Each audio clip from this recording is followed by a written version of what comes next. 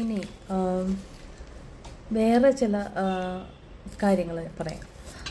ഉദാഹരണത്തിന് സ്കൂളുകളിൽ നടക്കുന്നതാണ്, ഇവന് ഇതുവരെ പൊക്കം വെച്ചില്ല, അല്ലെങ്കിൽ പുറത്തുള്ള ആളുകൾ ഇതുവരെ പൊക്കമൊന്നും വെക്കുന്നില്ലേ, പൊക്കം ഇല്ലല്ലേ, അങ്ങനെയൊക്കെ പറയും അല്ലേ കുട്ടികളോട്. അല്ലെങ്കിൽ പറയും അവരുടെ കംപ്ലക്ഷൻ വെച്ചിട്ട് നിനക്ക് നീ ഫെയർ അല്ല, അല്ലെങ്കിൽ അങ്ങനെ എന്തെങ്കിലുമൊക്കെ പറഞ്ഞ് തളർത്താൻ നോക്കും.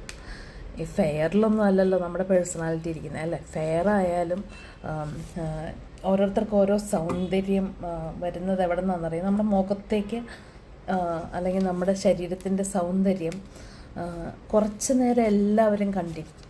എല്ലാവരും അവരെ കാണാൻ കൊള്ളാമല്ലോ, അല്ലെങ്കിൽ അവരെ കാണാൻ നല്ല ഭംഗിയുണ്ടല്ലോ, അല്ലെങ്കിൽ അവൻ വെളുത്തതാണല്ലോ, അല്ലെങ്കിൽ അവൻ ഇരുണ്ടതാണെങ്കിലും നല്ല ഭംഗിയുണ്ട്. ഇങ്ങനെയൊക്കെ നമ്മൾ പെട്ടെന്ന് കാണുമ്പോൾ നമ്മളെ ആരെയും ചിലപ്പോൾ അതായിരിക്കും ആകർഷണം. പക്ഷേ നമ്മൾ അവരോട് കുറച്ച് നേരം ഇടപെട്ട് കഴിയുമ്പോൾ പിന്നെയാണ് നമുക്ക് മനസ്സിലാക്കുക എന്താണ് അവരുടെ സൗന്ദര്യം എന്ന്. അതായത് അവരുടെ പേഴ്സണാലിറ്റിയാണ് അവരുടെ സൗന്ദര്യം. പിന്നെ മറ്റൊന്ന്,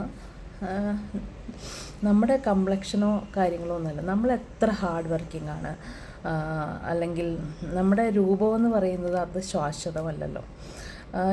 അതായത് ആക്ച്വലി ഒരസുഖം വന്നാൽ, ഒരു ആക്സിഡൻറ്റ് വന്നാൽ, കുറച്ച് മരുന്നുകൾ കഴിച്ചാൽ മാറുന്ന ഒരു കാര്യമാണ് ഈ നമ്മുടെ ശരീരത്തിൻ്റെ പ്രത്യേകത. ഒരു ഉദാഹരണം പറഞ്ഞു കഴിഞ്ഞാൽ, ഞാൻ ഒരു 38-40 കിലോ ഉണ്ടായിരുന്നുള്ളൂ എൻ്റെ കല്യാണത്തിൻ്റെ സമയത്ത്. ഇപ്പം ഞാനൊരു 70 കിലോ പ്ലസ് ഉണ്ട്. അപ്പം പലതരം മരുന്നുകൾ കഴിക്കും, അതനുസരിച്ച് നമ്മുടെ മുഖത്തിന് പഫിനെസ് ഉണ്ടാവും. ചിലപ്പോൾ കുറയും, ചിലപ്പോൾ കൂടും, ചിലപ്പോൾ വണ്ണം കുറയും കൂടും, അങ്ങനെയൊക്കെ ഇരിക്കും.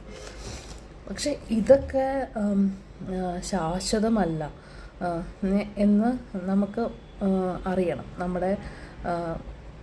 പക്ഷെ എങ്കിൽ പോലും നമ്മൾ ഓരോരുത്തരും സ്പെഷ്യലാണ്.